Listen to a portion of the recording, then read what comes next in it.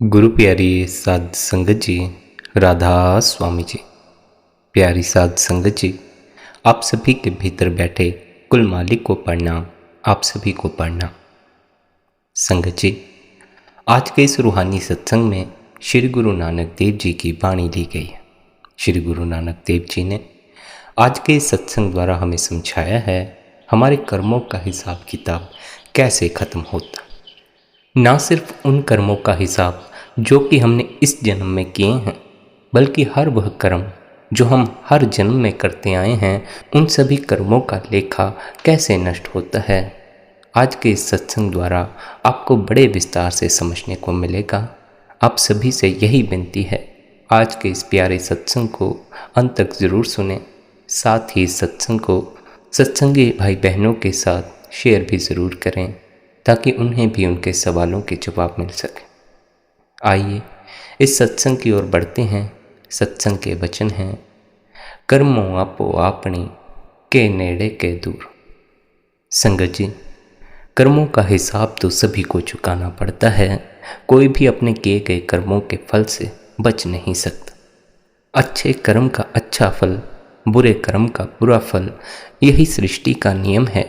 जो भी इस नियम के अधीन होकर कर्ता भाव से कर्म करता है, वह फल को भुगतने से बच नहीं सकता। इसलिए संत महात्मा हमें कर्ता भाव से मुक्त होकर अपने आप को उस कर्तार, उस परमात्मा के आगे समर्पित कर देने का उपदेश देते।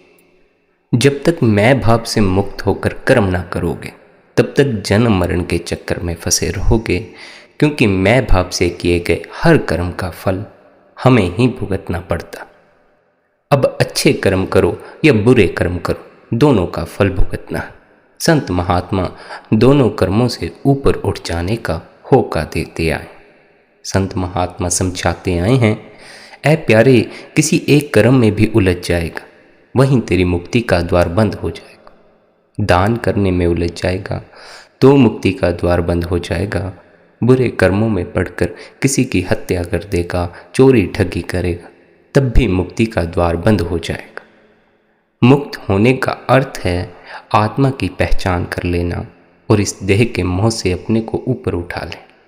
मुक्त होने का अर्थ है परमात्मा में समा जाना और इस माया के स्वादों से अपने को ऊपर उठा लेना। अगर हम अपने कर्मों की ओर ध्यान दें तो हम पाएंगे हमारे हर कर्म हमें माया की ओर ले जाने वाले हैं, पर हम परमात्मा से मिलन की बातें करते। सिर्फ बातें करने से कुछ भी हासिल नहीं होगा। आखिर में तो हमें अपने किए का ही फल भुगतना। पूरी जिंदगी परमात्मा की बातें करते रहो, उसके गुणों का व्याख्यान करते रहो, पर उससे मिलाप के लिए, उससे जुड़ने के लिए कुछ भी ना करो, तो फिर फल की प्राप्ति कैसे हो सकती। अवश्य ही हमारे जीवन में एक ऐसा पड़ाव ज़रूर आता है जब हमें अपने कर्ता भाव से मुक्त होकर अपने हर कर्म को, अपने पूरे जीवन को उस परमात्मा के आगे समर्पित करना पड़ता। उसकी मर्जी स्वीकार करनी पड़ती है, अपनी मर्जी को छोड़ना पड़ता।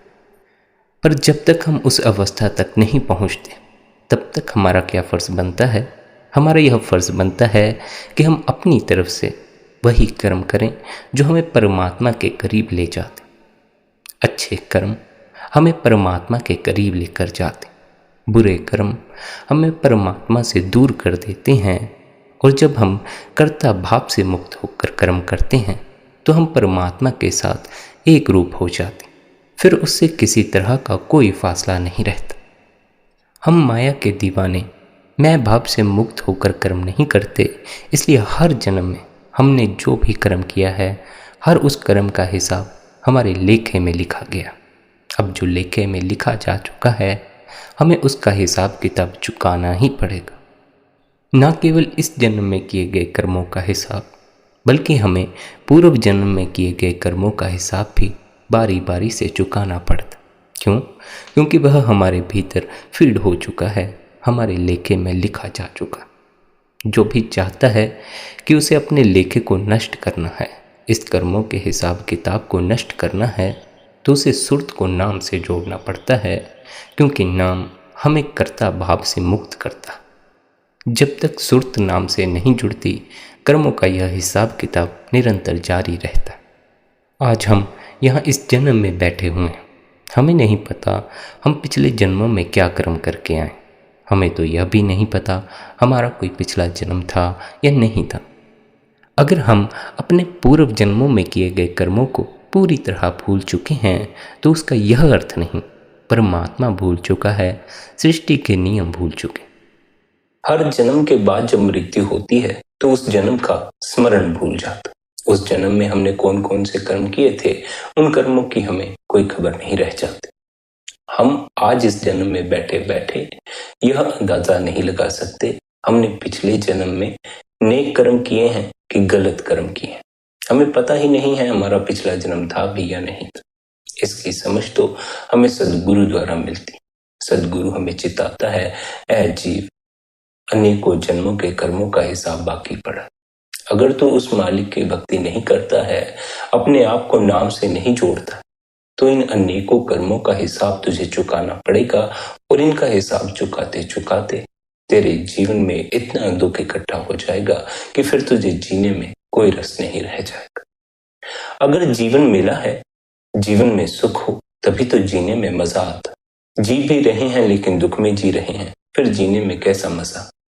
इसलिए सदगुरु हमें वही उपदेश देता है जिससे कि हमारा जीवन सुख में बने। हम जिए तो खुशी से जिए, आनंद से जिए। इसलिए जीव को सदा यह समझाया गया है, सदगुरु के उपदेश की पालना करो। सदगुरु बार बार आपसे यही कहेगा, सदा के लिए सुखी हो जाओ। सदा के लिए सुखी होने का तरीका भी आपको समझाएगा। उसके तरीके पर चलो, उसके बताए मार्ग पर चलो। अपने मन के पीछे चलना छोड़ो। मन के पीछे चलोगे तो अपने जिम्मे तो कुछ भी नहीं लोगे, दूसरों के जिम्मे ही डाल दोगे। अगर जीवन में दुख आ गया, फिर ऐसा थोड़ी कहोगे कि मेरे कारण आया होगा, दूसरे के कारण आया होगा, ऐसा ही कहोगे। अक्सर तो हम ऐसा ही करते हैं। हमारे जीवन में दुख होता है, उसके लिए हम कसूरवार दूसरों को ठहराते। दूसरों के पास भला इतना समय कहाँ है कि वे हमें दुख पहुंचाएं। उन्हें तो अपने आप को दुख पहुंचाने से ही फुर्सत नहीं।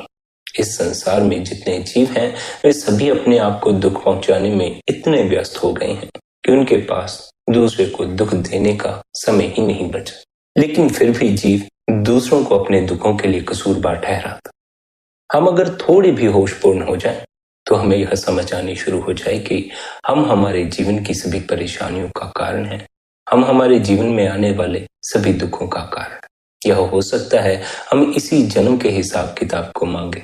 हम इस जन्म में पुण्य करें और कहें कि हमने इस जन्म में पुण्य किया है, हमें तो पुण्य का फल दो। लेकिन हमारे कहने से सृष्टि का नियम नहीं बदल जाता। जो हमने पहले पिछले जन्मों में गलत कर्म किए हैं, उनका हिसाब भी हमें चुकाना पड़ता।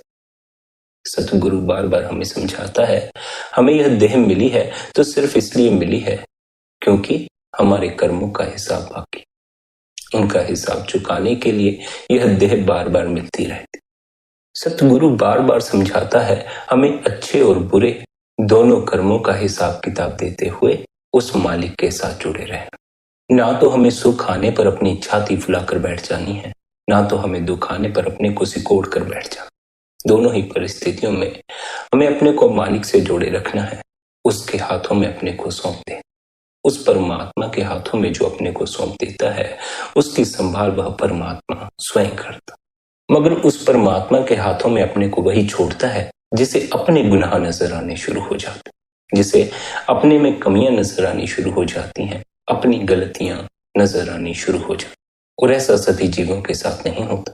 सभी जीव अपने गुनाहों की तरफ नजर नहीं करते हैं, अपनी गलतियों की तरफ नजर नहीं करते हैं। कोई निर्मल चित्त वाला जीव ही होता है जो अपने गुनाह भी कबूल कर लेता, जो दूसरों पर दोष देने बंद कर देता है और अपने जीवन में खड़े हुए इस उपद्रव को शांत करने की जिम्मेदारी उठाता। हमारा यह सोचना कि हमारे जीवन में दुख इसलिए है कि दूसरों ने हम पर कुछ कर दिया है, जादू टोना कर दिया है, बिल्कुल ही गलत बात। हमारा यह सोचना हमें अपनी ओर ध्यान देने से वंचित करता। हमारा यह सोचना हमें अपनी जिम्मेदारी उठाने से रोकता। जब तक हम अपनी जिम्मेदारी नहीं उठाएंगे, तब तक हम ऐसे कर्म भी नहीं करेंगे जिनका फल दुख के रूप में नहीं भुगतना पड़ता। इस संसार में कर्म सिद्धांत अटल है। जो करोगे वैसा ही फल पाओ, जो करोगे वही लौट कर आप तक भी आ जाएगा। दूसरे को दुख दोगे तो वह दुख लौटकर आप तक भी आ जाएगा। यह हो सकता है कि इस जन्म में हमने दूसरे को दुख ना दिया, लेकिन हमने न जाने पिछले किस जन्म में किसे कौन सा कष्ट पहुंचाया है जो आज हमारे जीवन में ऐसा दुख आन पड़ा। हमारी दृष्टि बड़ी ही छोटी है, हम बड़ी दूर तक नहीं देख पाते, इस जन्म तक ही सीमित होते। लेकिन सदगुरु को हमारे कई जन्मों का हिसाब पता होता। सदगुरु को पता होता है हमने कब कौन सा गलत कर्म किया, कब कौन सा सही कर्म किया। इसलिए सदगुरु हमें यही सलाह देता है, हर अच्छे और बुरे फल को मालिक की रजा मानकर जियो और आगे के लिए बेहतर कर्म करो। जो पहले बीज बोए हैं उनके फल अब खाने को मिल रहे हैं, जो अब बीज बोओगे उनके फल आगे जाकर खाने को मिलेंगे। इसलिए अगर आगे बेहतर फल खाने हो तब फिर बेहतर बीज ही बोना। आम के फल खाने हो तो आम के बीज ही बोना। अगर चाहते हो आने वाला जन्म बेहतर हो, सुखमय हो, तो इस जन्म को सुख में बनाओ। अगर यह जन्म ही दुख में बीत रहा है तब फिर अगला जन्म भी दुख में ही बीतेगा। अगर इस जन्म में भी गलत ही कर्म करते रहे फिर अगला जन्म भी दुख में ही बीतेगा। बुरे कर्मों का फल दुख के रूप में भुगतना पड़ता है, अच्छे कर्मों का फल सुख के रूप में भुगतने को मिलता। इसी तरह सुख दुख का हिसाब देते हुए जीव का पूरा जीवन बीत जाता। कर्मों के अनुसार हिसाब किताब बनता है। इसलिए कर्म क्या है, कर्म सिद्धांत क्या है, इसके बारे में विस्तार से समझ लेना बड़ा ही आवश्यक है। सद्गुरुओं के ज्ञान में कर्म और पुनर्जन्म के दो मुख्य सिद्धांत हैं जिनकी व्याख्या करना बहुत जरूरी है। संसार में 50% से भी अधिक लोग कर्म तथा पुनर्जन्म के सिद्धांत को मानते हैं, क्योंकि पुनर्जन्म कर्मों पर ही निर्भर है। इसलिए पहले कर्म सिद्धांत के बारे में समझ लेते हैं। कर्म शब्द संस्कृत भाषा की क्री धातु से बना। कर्म सिद्धांत का अर्थ है कुदरत का वह नियम जिसके अंतर्गत हर व्यक्ति को अपने कर्म के अनुसार परिणाम या फल मिलता। यह कर्म सिद्धांत कारण और कार्य के नियम के समान। भौतिक शास्त्र में इसे संतुलन का नियम कहते हैं, कानून की भाषा में इसे न्याय का नियम कहते हैं। पुरस्कार या दंड देते समय संसार की सभी अदालतें कर्म के सिद्धांत को हमेशा मान्यता देती।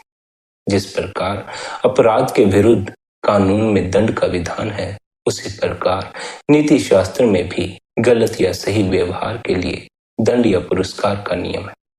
अच्छे कर्मों से पुण्य तथा बुरे कर्मों से पाप जमा होते। निश्चय ही यह अच्छाई और बुराई से जुड़े कई प्रश्नों का सबसे सरल समाधान है। हजरत ईसा के सीधे साधे शब्दों में इस सिद्धांत का अर्थ है जिसने जो किया है उसे वही मिलेगा, जिसने जो बोया है उसे वही काटना पड़ेगा। हजरत मूसा ने इसे आंख के बदले आंख और दांत के बदले दांत का नियम कहा है। कठोर होते हुए भी संतुलन बनाए रखने के लिए इस नियम की यह एक सटीक व्याख्या है। हमें नौकरी में वेतन भी इसी सिद्धांत के अनुसार मिलता। व्यापार और सौदे में लेन देन का आधार भी यही है। आध्यात्मिक ज्ञान में इसे कर्म और फल का विधान कहा जाता। नाम कुछ भी हो, नियम वही है। मूल सिद्धांत यह है कि हर इंसान को अपने हर कर्म का स्वाभाविक और उचित फल जरूर मिलता। यह देखकर हैरानी होती है कि लोग इस विश्वव्यापी नियम के महत्व को क्यों नहीं समझ पाए और इसे व्यवहारिक रूप से नैतिकता का जरूरी हिस्सा क्यों नहीं बनाया गया। भौतिक ज्ञान में भी इसे मान्यता प्राप्त है। इसके बिना किसी भी विज्ञान का कोई अस्तित्व नहीं। इसे सामाजिक जीवन में भी मान्यता दी गई। पूरे विश्व में हर व्यक्ति इस बात को मानता है कि उसे हर वस्तु के लिए कीमत चुकानी पड़ती। कोई मूर्ख ही मुफ्त में कुछ पाने की कोशिश करेगा, जबकि कर्म सिद्धांत की सर्वव्यापकता ने समस्त जीवन को एक साथ बांध कर रखा है। इसमें न केवल मानव बल्कि पशु भी सम्मिलित है। पशु और मनुष्य मिलकर एक विशाल परिवार बनता।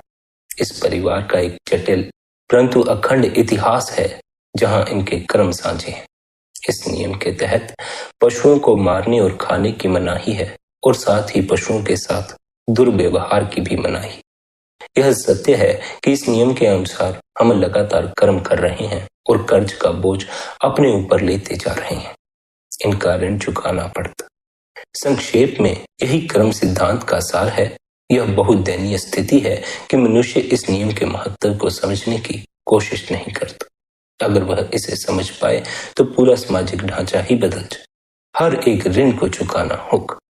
दूसरे शब्दों में, कोई भी जीव कुछ दिए बिना कुछ प्राप्त नहीं कर सकता। वह कर्जदार हो सकता है, लेकिन अगर वह कर्जदार होता है तो देर सवेर उसे उसका भुगतान भी करना पड़े। हम आमतौर पर कर्ज चुकता करने के सही दिन और समय पर ज्यादा ध्यान नहीं देते। यह भी हो सकता है कि हम जान ही ना पाए कि हमें कर्ज कब चुकाना, परंतु यह एक महत्वपूर्ण तथ्य है जो कभी नहीं बदल सकता कि हर एक को ऋण चुकाना ही है। यही कर्म सिद्धांत का सार है। भुगतान करने के लिए प्रकृति न केवल समय देती है, बल्कि कई बार भुगतान की अवधि किश्तों के रूप में लंबे समय तक बढ़ा देती है। जो भी हो, प्रकृति दयालु है। वह दया करके पाप करने वाले को पश्चाताप करने और हर्जाना भरने का काफी समय देती। अगर मनुष्य समझदार होता तो कभी इसका कर्जदार न बनता। अगर वह इसका कर्जदार बन भी जाता तो उसका भुगतान तुरंत कर देता। याद रहे, हम इस भुगतान से बच नहीं सकते। ऐसा कभी हो नहीं सकता। देर से ऋण चुकाना ही पड़ता। यह भुगतान भारी सोच में चुकाना पड़ता। प्रकृति दया करके मनुष्य को भुगतान करने के लिए समय देती है, परंतु यह बात कई बार भयंकर गलतफहमियां पैदा कर देती। गलती करने वाला अक्सर विश्वास करने लगता है कि उसने वास्तव में बाजी मार ली है, कि वह भुगतान से बच गया।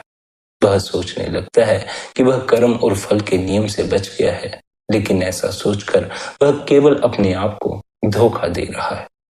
हमें आमतौर पर यह शिकायत होती है कि इस संसार में कोई न्याय नहीं है। हम देखते हैं पाप करने वालों को कोई सजा नहीं मिल रही और ना ही नेक व्यक्ति को कोई पुरस्कार मिल रहा है। हमें अपनी आंखों के सामने इंसाफ होता दिखाई नहीं देता और ना ही भूल सुधारने के लिए कोई प्रेरणा मिलती दिखाई देती।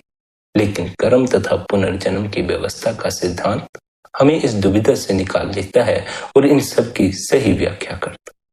ऐसा हो सकता है और बार बार होता भी है कि इंसान के जीवन के हिसाब किताब का भुगतान उसकी मृत्यु के समय तक पूरा ना हो। तो क्या फिर उसके जीवन में इस नियम का कोई मतलब नहीं है?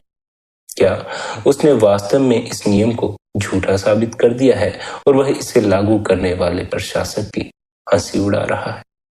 किसी सूरत में भी ऐसा नहीं।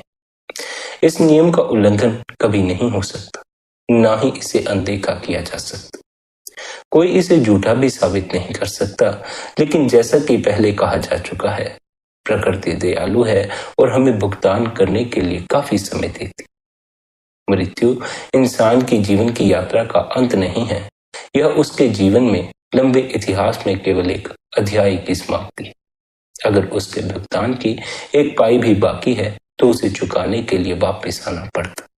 साथ ही यदि दो इंसानों के बीच कोई कार्मिक संबंध है तो यह संबंध तब तक समाप्त नहीं हो सकता जब तक दोनों के बीच का हिसाब किताब पूरा नहीं हो जाता। यही बात हमें कर्म सिद्धांत से जुड़े पुनर्जन्म के सिद्धांत की ओर ले जाते। पुनर्जन्म क्या है, इसके बारे में भी समझ लेते। जब किसी की मृत्यु होती है तो उसका कार्य क्षेत्र बदल जाता है, या यूं कहें कि उसे किसी दूसरे स्थान पर जन्म लेना पड़ता। यही पुनर्जन्म। मनुष्य के कर्मों का लेखा जोखा उसके साथ जाता। आमतौर पर लोग यह बात नहीं जानते या फिर इसकी ओर ध्यान नहीं देते। अधिकांश लोगों के लिए मृत्यु घने अंधकार में कूदने के समान है। उन्हें इसकी कोई जानकारी नहीं होती कि वे कहाँ जा रहे हैं या मृत्यु के बाद उनके साथ क्या होने वाला है। परंतु सद्गुरु को पूरा ज्ञान होता है कि मृत्यु के बाद हर एक के साथ क्या होने वाला। वे यह भी जानते हैं कि हर कोई अपने कर्मों का लेखा जोखा अपने साथ लेकर जाता। कभी न कभी इस लेखे जोखे का निपटारा करना है। इसलिए यदि मृत्यु से पहले जीव के लेखे का निपटारा नहीं होता तो सीधी सी बात है कि उसे इस निपटारे के लिए इस दुनिया में फिर से आना पड़ता है। कोई भी आत्मा कर्मों के इस हिसाब किताब से तब तक मुक्त नहीं हो सकती जब तक इसका पूरा भुगतान नहीं हो जाता। प्रत्येक कारण शरीर में इंसान के कर्मों का बीज होता है। यह एक प्रमाणिक लेखा है जिसका हिसाब रखने में कभी गलती नहीं होती।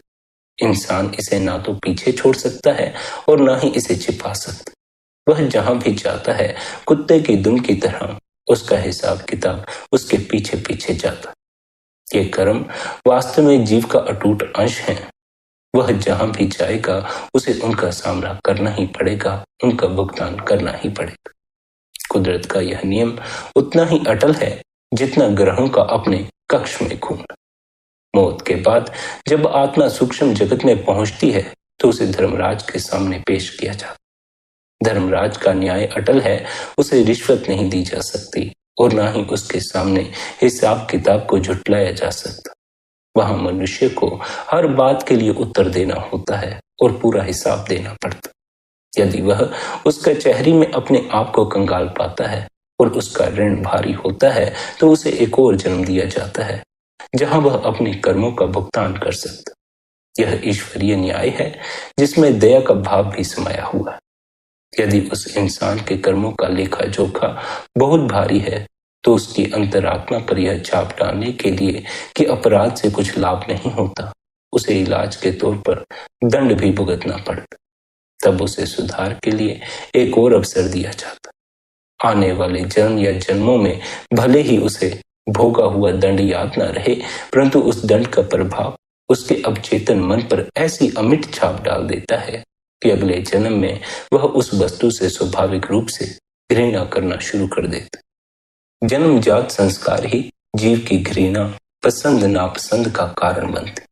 अगर मनुष्य का जीवन अच्छे कर्मों, करुणा और प्रेम से भरपूर रहा हो तो उसे स्वर्ग, वैकुंठ या किसी दूसरे आनंदमय वातावरण में भेजा जाता, जहां वह अपने कर्मों के फल का आनंद भुगतता है।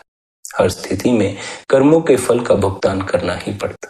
उसे बिल्कुल वही मिलता है जो उसने कमाया है, उसके अलावा उसे और कुछ नहीं मिलता। याद रहे, कर्म अच्छे बुरे दोनों प्रकार के होते हैं। यदि कोई अच्छे कर्म कमाता है उसे अच्छा फल मिल जाता है, अगर कोई बुरे कर्म कमाता है तो उसे बुरा फल मिल जाता। इस नियम का कोई उल्लंघन नहीं हो सकता। जब सूक्ष्म मंडल पर किसी के कर्म का हिसाब किताब पूरा हो जाता है तो समय आने पर उस आत्मा को पृथ्वी पर नया जन्म मिलता। यह नया जन्म और इसकी पूरी योजना उसके अच्छे और बुरे कर्मों के अनुसार तय की जाती। इसलिए फिर एक बार उसे वही मिलता है जो उसने अपने आप कमाया है, लेकिन अब उसके पास अपने कर्म सुधारने का एक और अवसर होता। एक पुरानी कहावत है, भगवान के घर देर है, अंधेर नहीं है। अर्थात भुगतान के लिए दिए जाने वाले समय के मामले में बेशक प्रकृति दयालु है, परंतु अंत में पूरा पूरा भुगतान करना ही होता। इस पृथ्वी पर एक और जन्म लेना क्यों आवश्यक है?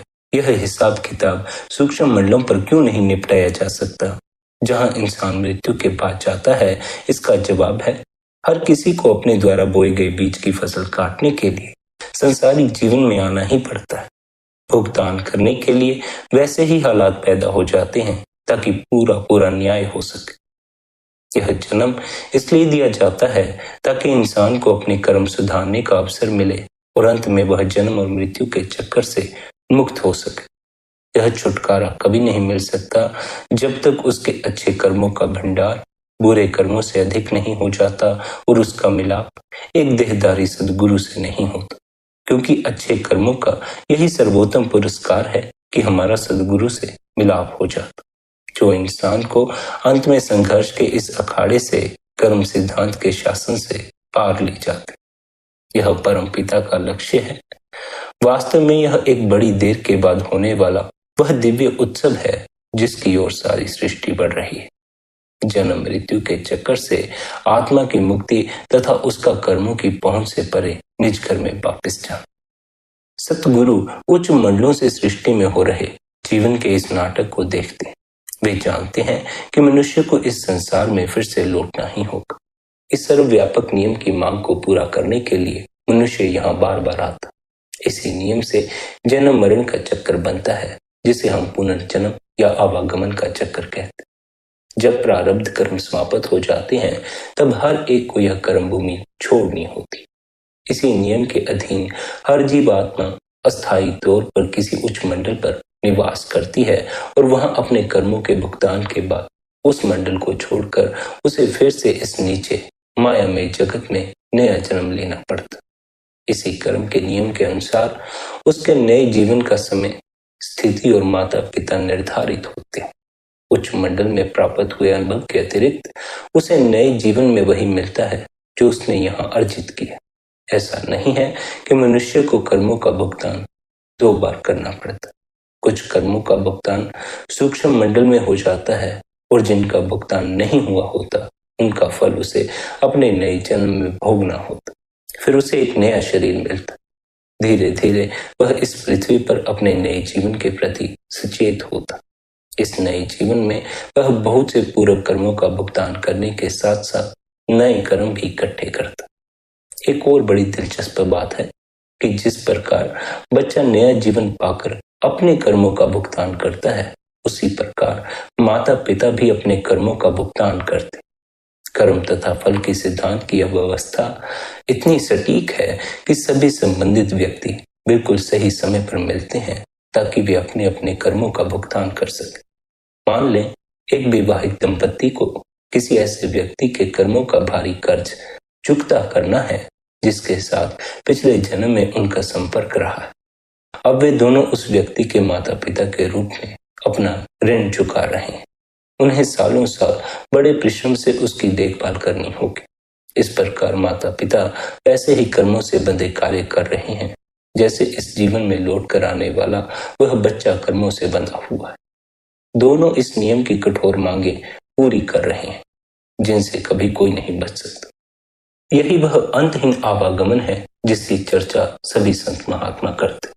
आवागमन का अर्थ है आना और जाना। जब तक मनुष्य जीवित है और कर्म करने की मजबूरी से बंधा हुआ है, कार्य कर रहा है, वह इस आवागमन से बच नहीं सकता। सतगुरु इसे 84 का चक्कर भी कहते। यह 84 का चक्कर एक अद्भुत घटनाक्रम है। पूर्वी विचारधारा के अनुसार मनुष्य मन और अपने कर्मों का बोझ साथ लिए 84 लाख प्रकार की अलग अलग योनियों में से गुजरता हुआ एक जन्म से दूसरे जन्म में अनंत युगों तक घूमता रहता। धर्म ग्रंथों में यह बताया गया है इस संसार में लगभग 84 लाख प्रकार की अलग अलग योनियां, जिनमें लाखों प्रकार के वृक्ष, कीड़े पतंगे, पक्षी, पानी के जीव, भूत प्रेत, यक्ष किन्नर, गंधर्व, देवी देवता, इंसान आदि। इनमें से प्रत्येक योनि में असंख्य जीव हैं।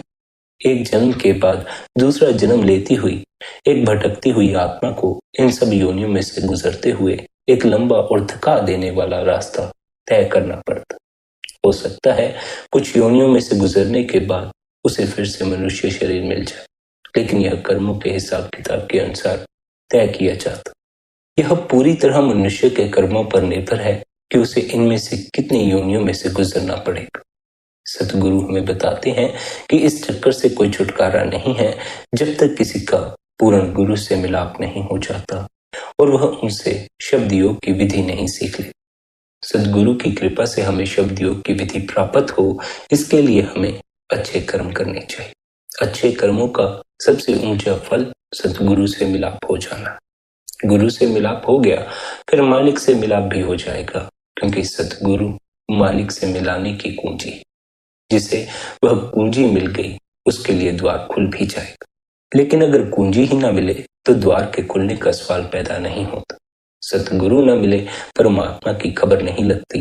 परमात्मा कहाँ है, कैसे उसे हासिल करना है, इसका कुछ भी पता नहीं चलता। सतगुरु ही जीव को परमात्मा का ज्ञान देता है, सत्य का ज्ञान देता है, कर्म सिद्धांत का ज्ञान देता है। सतगुरु जीव को समझाता है 3 प्रकार के कर्म हैं, जिनमें कि सबसे पहले स्थान पर प्रारब्ध कर्म आते, जिनका अर्थ है भाग्य कर्म। ये वे कर्म हैं जो जीव ने पिछले 1 या 1 से अधिक जन्मों में अर्जित किए हुए हैं और उसके वर्तमान जीवन का आधार है। मनुष्य को इस जीवन में इन कर्मों का भुगतान करना पड़ता, उसे इन्हें झेलना ही पड़ता है, इनसे कोई बचाव नहीं। यहाँ तक कि सदगुरु की शरण में आ जाने के बावजूद भी नहीं। हालांकि सदगुरु इनका नाश कर सकते हैं, परंतु आमतौर पर वे ऐसा करते नहीं हैं, क्योंकि ये कर्म मनुष्य को अपने आप झेलने और भुगतने पड़ते। इन कर्मों की तुलना कमान से निकले हुए तीर से की जा सकती है। एक बार जब तीर हवा में निकल जाता है तो यह अपने साधे गए लक्ष्य की ओर ही जाएगा। तीर के कमान से निकल जाने के बाद लक्ष्य नहीं बदला जा सकता। दूसरे प्रकार के कर्मों को संचित कर्म कहते हैं, यानी जमा किए हुए कर्म। इनकी तुलना बैंक के बचत खाते में जमा किए धन के साथ की जा सकती है, परंतु बैंक में जमा किए गए धन के समान इंसान इन्हें अपनी इच्छा से नहीं भोगता, बल्कि वह इन्हें कर्मों के स्वामी की इच्छा से भोगता। कर्मों का स्वामी संचित कर्मों में से कुछ कर्म निकालकर उन्हें निश्चित समय और स्थान पर भुगतान के लिए दे सकता। मनुष्य इसमें कुछ भी नहीं कर सकता। तीसरे प्रकार के कर्म क्रियामान कर्म हैं, जिन्हें हम इस जीवन में दिन प्रतिदिन करते। इस प्रकार के कर्मों का भुगतान कई तरीकों से किया जा सकता। हो सकता है कि हमें भुगतान उसी वक्त करना पड़े, या इसी जीवन में किसी और समय वह भुगतान करवाया जाए, या फिर इन्हें संचित कर्मों में जमा कर दिया जाए, ताकि भविष्य में कर्मों के स्वामी की इच्छा के अनुसार इनका भुगतान हो सके। इस स्थिति में ये किसी आगामी जीव के लिए भाग्य कर्म या प्रारब्ध कर्म बन सकते। यहाँ इस बात को स्पष्ट करना भी जरूरी है, जब सद्गुरु किसी को अपना शिष्य स्वीकार करते हैं तो उसी पल शिष्य के कर्मों की व्यवस्था बदल जाती, उसका भाग्य पूरी तरह बदल जाता। यह सब गुरु की इच्छा पर निर्भर करता है, क्योंकि अब सद्गुरु ही उसके कर्मों के स्वामी। कर्मों का स्वामी काल भी सद्गुरु के अधीन है। सतगुरु अपने शिष्य के कर्मों की व्यवस्था अपनी इच्छा अनुसार कर सकते हैं, लेकिन नियम यह है कि वे किसी के प्रारब्ध कर्म में दखल नहीं देते। प्रारब्ध कर्म आमतौर पर निश्चित होते, इन्हें झेलना ही पड़ता है, अर्थात जैसा बोया है वैसी फसल काटनी ही पड़ती। बाकी सब कर्मों के लिए सतगुरु जैसा ठीक समझे वैसे ही शिष्य के लिए करते। हो सकता है कि वे शिष्य के सारे संचित कर्मों का भुगतान इसी जन्म में करवा दें, साथ ही उन कर्मों का भी जो वह दिन प्रतिदिन इकट्ठे कर रहा है। इस स्थिति में मनुष्य एक ही समय तीनों प्रकार के कर्मों का भुगतान कर रहा होता। अगर शिष्य को लगता है कि उसे बहुत कष्ट सहन करना पड़ रहा है, तो उसे यह सोचकर धीरज रखना चाहिए कि सतगुरु बर्तन को शुद्ध करने का हर संभव प्रयास कर रहे हैं। जीवन समाप्त होने पर उसका हिसाब किताब साफ होगा और वह हमेशा के लिए मुक्त हो जाएगा। यदि सद्गुरु ऐसा करते हैं तो हमारे लिए अथाह प्रेम के कारण ही करते। वे जानते हैं कि जब अंत में शिष्य मुक्त हो जाएगा तो वह सद्गुरु के प्रति अति कृतज्ञ होगा कि एक ही बार में सारा भुगतान करवाकर उसके कर्मों का हिसाब किताब समाप्त कर दिया गया। इसलिए अगर जीवन में दुख आता है तो उसके लिए पछताने मत बैठ जाओ, क्योंकि कहीं और का हिसाब किताब खत्म हो रहा है। एक ऐसा हिसाब किताब खत्म हो रहा है जिसकी अभी हमें कोई खबर नहीं, जिसका भंडार बड़ा ही सूक्ष्म है। उस भंडार की तरफ हमने कभी ख्याल ही नहीं किया। वह सूक्ष्म भंडार तो हमें कभी नजर आया ही नहीं। उसके नजर न आने के कारण हमें अपने पिछले जन्मों में किए कर्मों की खबर नहीं रहती। नया जन्म मिलते ही पिछले जन्म में हमने क्या क्या कर्म किए थे सभी भूल जाते। कोई नहीं जानता वह पिछले जन्म में पापी था कि पुण्य आत्मा था। इस जन्म की सभी को खबर है और हम अपने सभी सवाल इस जन्म को ही आधार बनाकर करते। इस जन्म में हमने नेकी की है, ईमानदारी की है, दूसरों की सेवा की है, दूसरों की भलाई की है। इसी जन्म को आधार बनाकर फिर हम सवाल करते हैं कि जी हमने तो सबका भला किया, फिर हमारे जीवन में इतना दुख कहाँ से आ गया। अगर आप आज आम का बीज बोते हैं तो क्या कल ही आम के फल लगने शुरू हो जाएंगे? नहीं, कितने ही साल इंतजार करना पड़ता। बीज को फल का रूप लेने में काफी लंबा समय लग जाता। ऐसे ही जो हमारे कर्मों के बीज हमने पिछले जन्मों में बोए हैं, उन्हें फल के रूप में परिवर्तित होते होते काफी समय लग जाता। बीज और फल में काफी फासला हो जाता है, इसलिए हमें फल तो नजर आते हैं, बोए हुए बीज नजर नहीं आते। यह तो हमें नजर आता है कि कड़वा फल हमें खाने को मिल रहा है, लेकिन यह नजर नहीं आता कि हमने ही कभी कड़वे फलों के बीज बोए थे। आज जब हमारे जीवन में दुख है, कष्ट है, तो हम रोते हैं, चिल्लाते हैं, कहते हैं यह दुख क्यों है, यह कष्ट क्यों। लेकिन हमें अपने किए हुए कर्म की कोई खबर नहीं। किस जन्म के गलत कर्म का फल हमें आज भुगतना पड़ रहा है, इसकी हमें कोई खबर नहीं। पर इसका अर्थ यह नहीं कि आप अपने जीवन को सुधार नहीं सकते। हर पल आपके पास यह मौका होता है कि आप अपने जीवन को बेहतर बना सके। हर घड़ी, हर श्वास आप अपने जीवन को आनंद की तरफ बढ़ने में सहयोग कर सकते। सहयोग करना तो आपके अपने हाथ में है। अगर सहयोग नहीं करोगे तो जीवन दुख की तरफ ही बढ़ेगा, आनंद की तरफ नहीं बढ़ेगा।